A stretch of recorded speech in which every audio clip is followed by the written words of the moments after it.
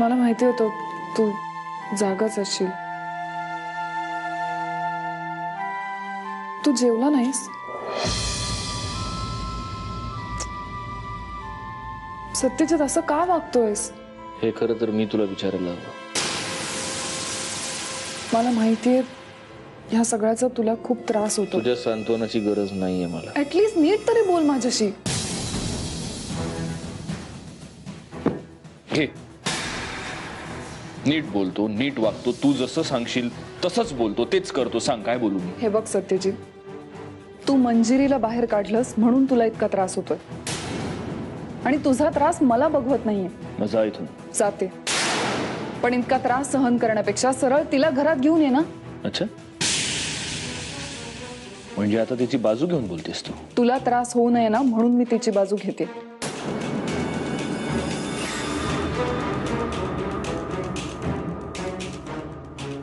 मला कोणाच्याही सोबतीची गरज नाहीये. माझ्या वाट्याचं जे दुःख आहे, जो त्रास आहे, तो मी भोगेन. तू जा. जाते.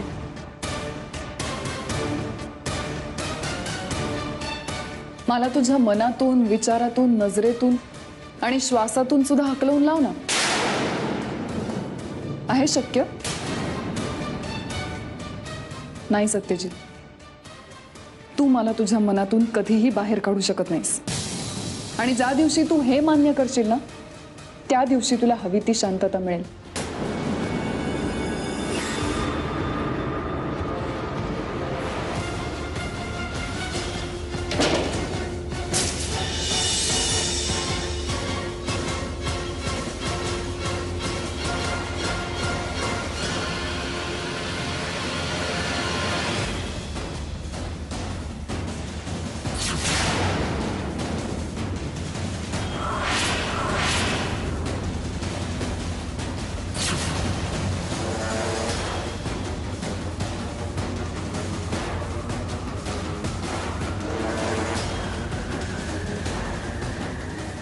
तुम्ही माझी काळजी नका करू. इथे तुझ्या माहेरची माणसं आहेत. फक्त तेच नाहीयेत,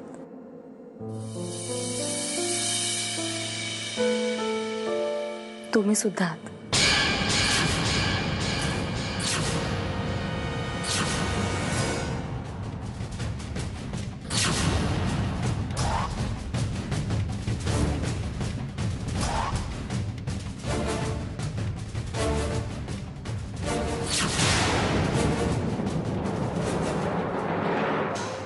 काय ग, सत्यजित काय म्हणाला?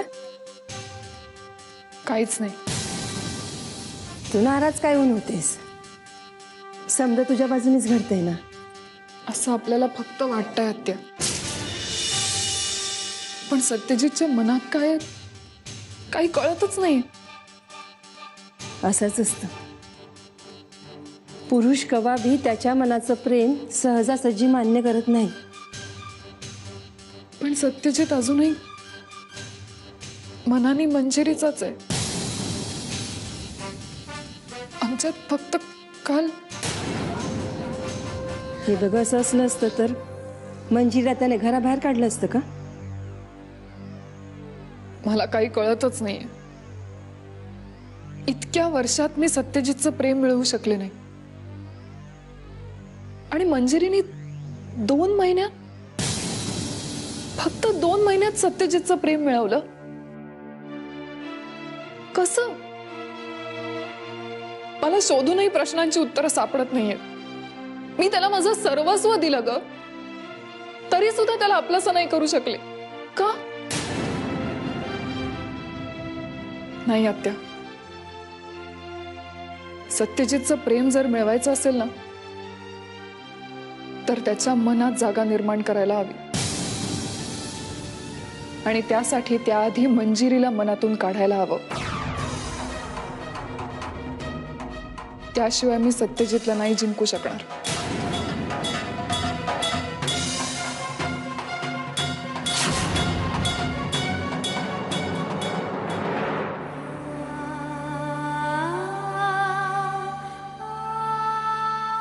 नाही मंजिरी, ही तुझी परीक्षा आहे. हे अग्निदिव्य पार करायलाच हवं. यातून पळवाट काढणं हे पाप आहे. तुलाच हा लढा स्वतःच्या हिमतीवर लढायचा आहे, कुणाच्याही मदतीशिवाय. आणि हा लढा जिंकूनही दाखवायचा आहे. त्याशिवाय दुसरा काहीच पर्याय नाही. या परिस्थितीला घाबरून मागे फिरणं आता शक्य नाही, कदापि नाही. जोपर्यंत त्यांना मी निर्दोष आहे हे मनापासून पटत नाही, तोपर्यंत इथून हलायचं नाही. स्वतःच्या निर्धारापासून पळ काढायचा नाही.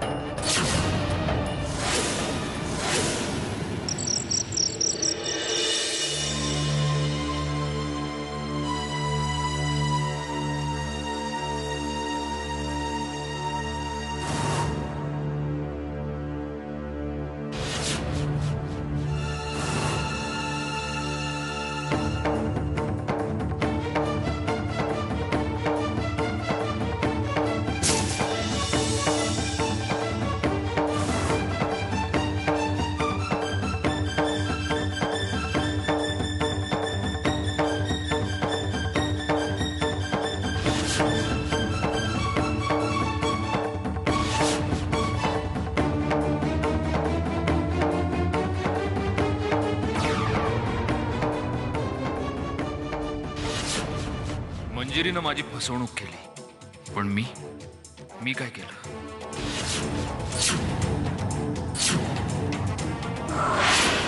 मी स्वतःच्याच नजरेत पडलोय. हे मी करायला नको होतं. आता मी मंजिरीवर रागवण्याचाही हक्क गमावलाय.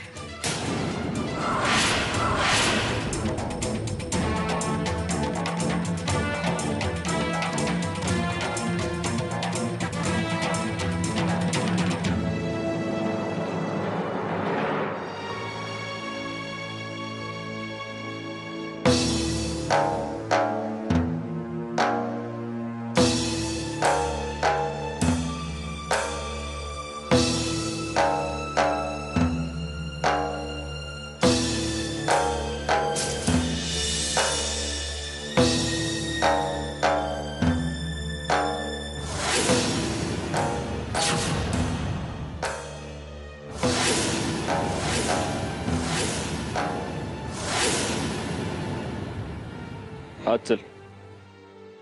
का? म्हणजे आत्ता खात्री पटली तुमची, माझी काहीच चूक नाहीये म्हणून. आत्ता विश्वास बसला वाटतं.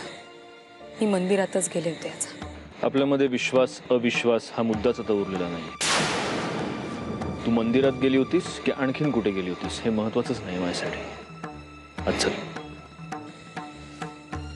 विश्वास नाही आहे ना माझ्यावर, मग का आला तिथे?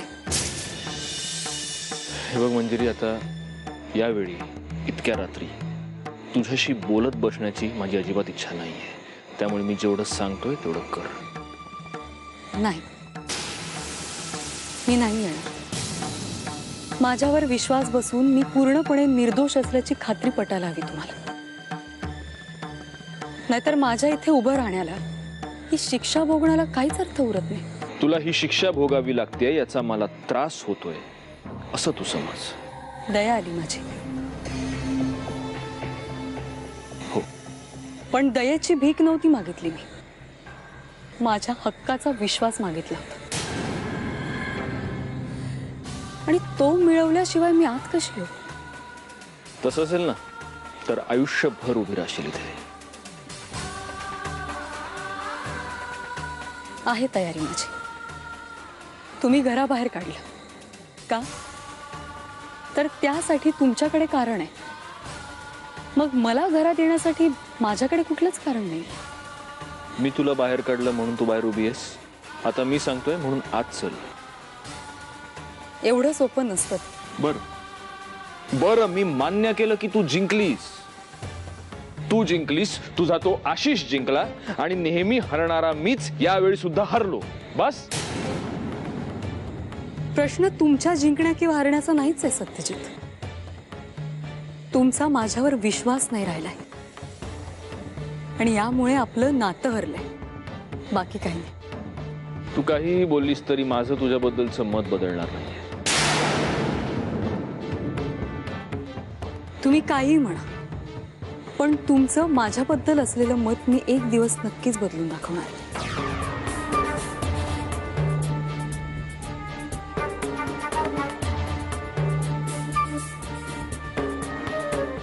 तू बोललीस, मी ऐकलं. आता चल. तुम्ही कधीच कुठली चूक केली नसेल, होणारही नाही. पण माझ्यावर अविश्वास दाखवून तुम्ही जी चूक करताय ना, त्याचा खूप पश्चाताप होणार आहे तुम्हाला. तेव्हा काय करणार आहात?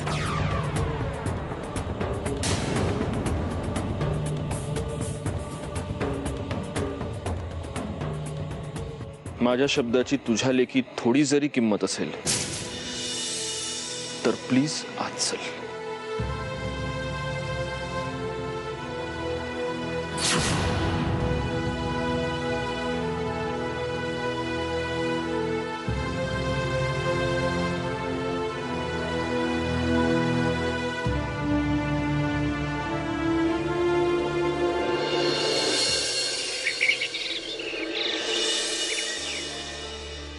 मीरा, मीरा.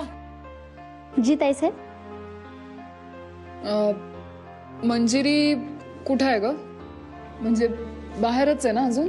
नाही, साहेब रात्रीलाच त्यासनी घेऊन आले घरात. काय?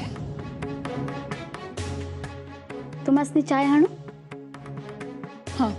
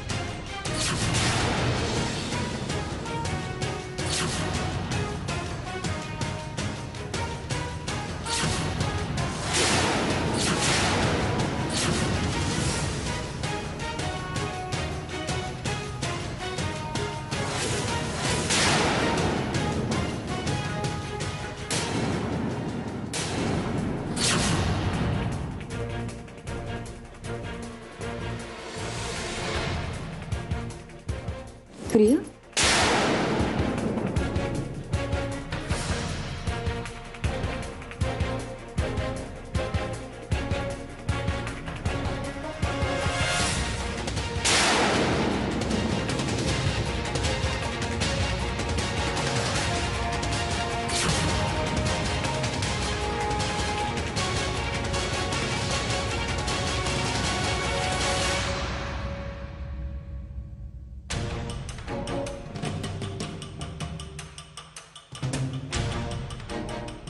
काय झालं?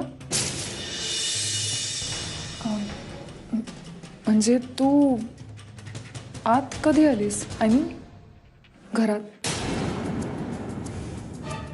रात्रीच.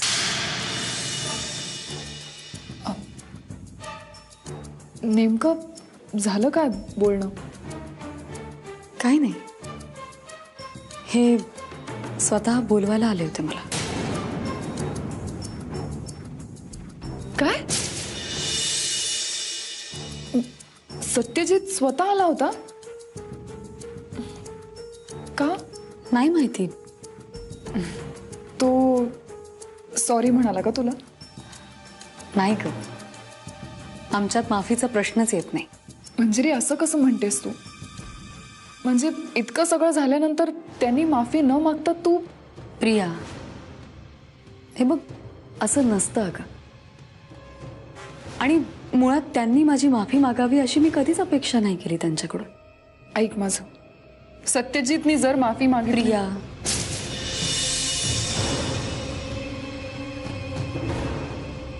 हे मंगळसूत्र आहे ना, ही फक्त काळ्या मण्यांची माळ नाहीये. हे एक पवित्र बंधन आहे. नात्यांना बांधून ठेवणारी शक्ती आहे ही. यात आम्हा दोघांचंही प्रेम एकवटलेलं आहे. हे एवढ्या सहजासहजी नाही तुटू शकणार.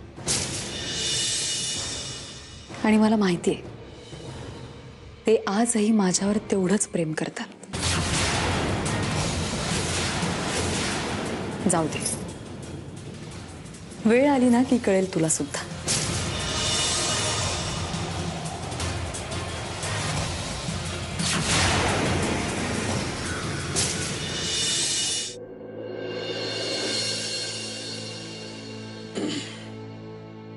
चला सत्यजित राजे, आपल्याला जायला हवं. कुठे?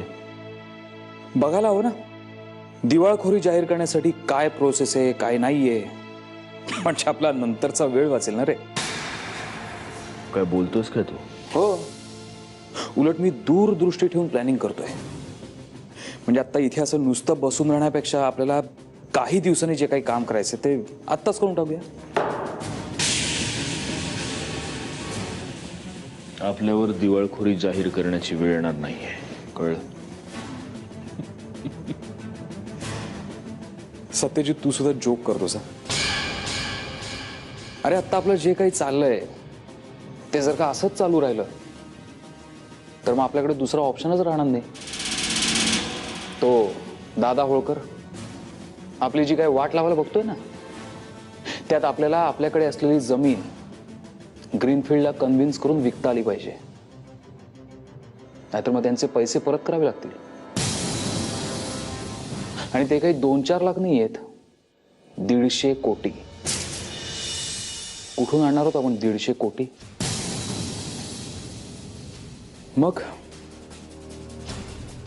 जाहीर करून टाकूया ना आपण दिवाळखोरी.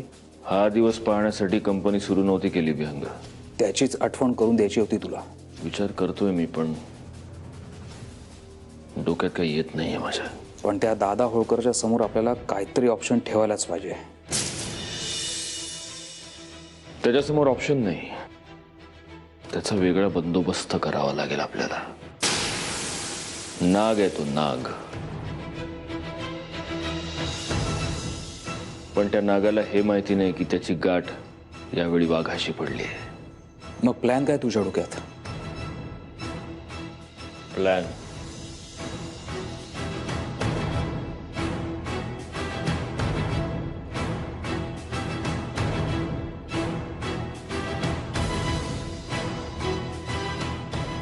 प्लॅनचाच विचार करतोय मी विहंग.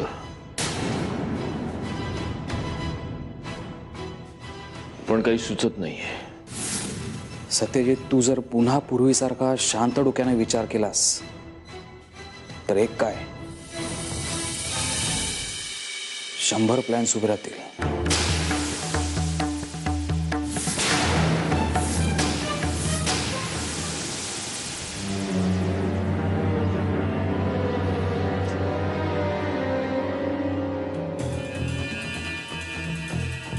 काय ग? काय झालं असं? मला ना राग आलाय त्या मंजिरीचा. तिचं ना काय करू कळत नाहीये मला. सत्या, इतकं सगळं झालं तरी तिचं आपलं तेच. मी तिला सांगायला गेले की सत्यजित तिच्याशी कसा वाईट वागलाय. मला वाटलं हे ऐकून तिला आणखी वाईट वाटेल. पण नाही, मॅडम स्वतःच्याच तोऱ्यात. अगं तू जसा तुझा हट्ट सोडायला तयार नाहीस तसाच ती तिच्या लग्नाचा नवरा असा कसा सहज सोडेल. आत्या मला सत्यजितचं पण काही कळत नाही. इतक्या रागाने तिला घराबाहेर काढलं होतं, मग तिला असं अचानक आत कसं आणू शकतो तो? मला तर वाटतं सत्यजितच्या डोक्यात काय चाललंय आधी ते शोधायला पाहिजे. कसं आत्या? तो तर धड बोलतही नाही माझ्याशी. अगं म्हणून प्रयत्न सोडून काही चालणार नाही ना. पण या सगळ्यात त्या मंजिरीचा कॉन्फिडन्स तर वाढतच चाललाय. म्हणते कशी, सत्यजितचं माझ्यावर खरं प्रेम आहे. वाटलं होतं एकदा सगळं तिला सांगून टाकावं. आमच्या दोघांमध्ये फार्म हाऊसवर काय झालं काय नाही म्हणजे. अशी चूक करू नकोस बाई. त्याचे काय परिणाम होतील कळतं का तुला? आणि तिनं सत्यजितला विचारलं तर सत्यजित काय उत्तर देणार? काय नाही. मावशीने घटस्फोटाचा विचार त्याला सांगितलाच असेल ना. आता बघू किती दिवस या घरात राहते ती. मंजिरीला तर या घरातून जावंच लागेल, कारण आता मी आमच्यामध्ये कोणालाही येऊ देणार नाही. कोणालाही नाही. काहीही झालं तरी मी सत्यजितला माझ्या हातून जाऊ देणार नाही.